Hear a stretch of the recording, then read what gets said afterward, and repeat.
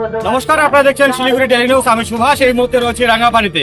দর্শক, আমার পিছনে দেখতে পাচ্ছেন একটি রেল থামানো আছে রেলের লাইনে। এটা হচ্ছে অমৃত ভারত এক্সপ্রেস। এই রাঙ্গাপানি যে স্টেশন, সেই আমার পিছনে দেখতে পাচ্ছেন রাঙ্গাপানি স্টেশন থেকেই কিন্তু আজকে যাত্রা শুরু করছে তামিলনাড়ুর যে নগরকোয়েল যে টাউন, সেই টাউনে কিন্তু এই থামবে। দর্শক, আপনাদেরকে জানিয়ে রাখি, দুটি ট্রেন, সাপ্তাহিক ট্রেন অমৃত ভারত এক্সপ্রেস নিউ জলপাইগুড়ি থেকে প্রতি সপ্তাহে যাবে। উত্তরবঙ্গবাসী সহ গোটা ভারতবাসীর জন্য একটা খুশির খবর যে যারা তামিলনাড়ুতে কাজ করতে যায় এবং বিশেষ করে নর্থ সাউথে চিকিৎসা করাতে যায়, তারা কিন্তু এই এক্সপ্রেসে তারা 58 ঘন্টার মধ্যে এই অমৃত ভারত এক্সপ্রেস কিন্তু পৌঁছায় যেতে পারবে।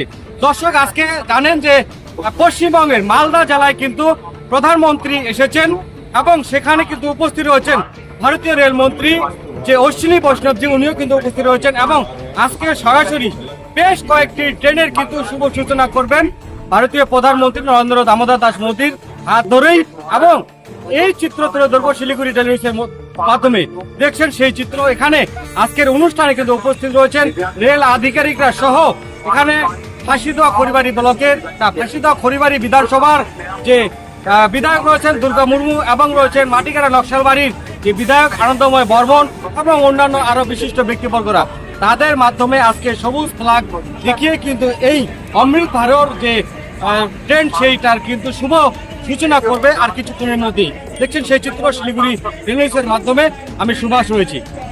দাদা, আজকে একাধিক ট্রেনের শুভ ছিলেন না, চলো কি বলবেন সবাইকে? দেখেন, অনেক গর্বের বিষয়। আপনারা জানেন বাস্তবে উত্তরবঙ্গ যেভাবে যাতায়াতের সুবিধা বা যোগাযোগ থেকে বিচ্ছিন্ন, সাউথ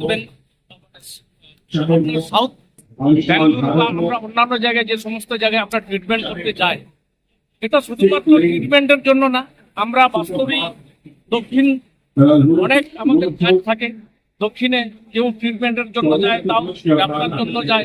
আমরা কিন্তু এই সুবিধা এতদিন কিন্তু আমরা বঞ্চিত ছিলাম।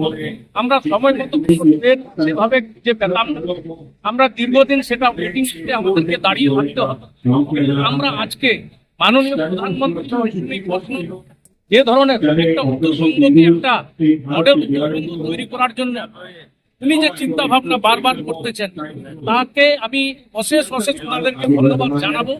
কারণ আজকে আমরা বন্দে ভারত যেটা স্লিপার পেয়েছি, অর্থাৎ আমরা সুবিধা মতো, অর্থাৎ ওয়েস্ট বেঙ্গল টু আসাম যেটা কানেক্টিভিটি বন্দে ভারত স্লিপার, এটা দিয়ে আমাদের অনেক সুবিধা হবে। অর্থাৎ আমরা এই দক্ষিণবঙ্গে বা আমাদের এই উত্তরবঙ্গের বিভিন্ন টুরিস্টরা আসবেন, এখানে ঘুরতে আসবেন এবং এখানকার বিভিন্ন জিনিস উপলব্ধি করবেন।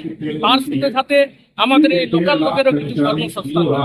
তাই আমি এই পাওনাটাকে অনেক বড় মনে করি এবং এই ধরনের এর আগেও আমরা বন্দে ভারত বা এই কিছু দিন আগেও আমরা এখানে শিলান্যাস করলাম, যেটা আমাদের রাঙ্গাপানি যেটা রেল গেট নিয়ে অনেক বড় সমস্যা ছিল। এখানে অনেক মানুষের দুর্ঘটনা ঘটতো, এখানে অনেক দুঃখের বিষয়, কোনো মানুষের এখানে প্রাণও হারিয়ে গেছে।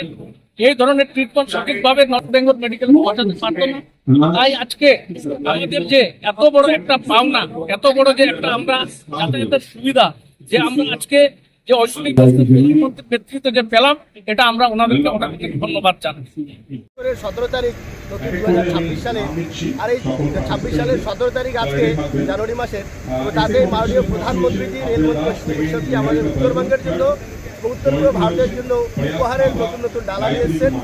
এবং আজকে এখানটাতে আমাদের এনজিপি থেকে এর আগে তো বন্দে ভারত এক্সপ্রেস চলতো, কিন্তু সেটা ছিল চেয়ার কার। কিন্তু এই যে নতুন গোটা দেশে বন্দে ভারত স্লিপার যে চালু হচ্ছে, তাতে আমাদের এই এনজেপি স্টেশন আর সেটাও তার সাথে যুক্ত হলো এবং নতুন ইতিহাস তৈরি করলো। আমরা এখান থেকে আমাদের এনজেপি স্টেশনের উপর যে হাওড়া থেকে কামাখ্যা বা গুয়াহাটি পর্যন্ত এবং গুয়াহাটি কামাখ্যা থেকে হাওড়া পর্যন্ত এই যে একজোড়া বন্দে ভারত স্লিপার ট্রেন চলবে, তাতে এই যে শিলিগুড়িতেও আমাদের রাত্রে যে ট্রেন চলার ক্ষেত্রে আমাদের একটা অসুবিধা ছিল, রাত্রের ট্রেন ছিল না কলকাতা যাওয়ার বা গুয়াহাটি যাওয়ার, তো সেই যে সমস্যা সেটাও দূর হলো। এবং তার সাথে সাথে আজকে একগুচ্ছ অমৃত ভারত এক্সপ্রেস ট্রেন যেটা সূচনা হচ্ছে, তাতে কিছু এনজেপি থেকে আছে, কিছু রাধিকাপুর থেকে আছে, বালুরঘাট থেকে আছে।